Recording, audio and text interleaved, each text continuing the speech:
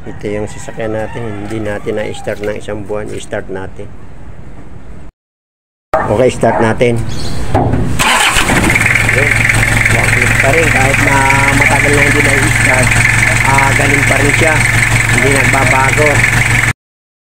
Kaya ang makina, basta alaga lang, kagaya nito, hindi ko siya napa-start ng isang buwan kasi may iba akong ginagamit ng sasakyan, pero alaga ko pa rin ito. Yung RPM niya hindi na gumagana. So maayos na maayos yung ganitong sasakyan, kaya hindi ito maiwan. Napakaayos. Saka maganda ito sa mga malalayong biyahe. Malaki kasi, maluwag na maluwag siya.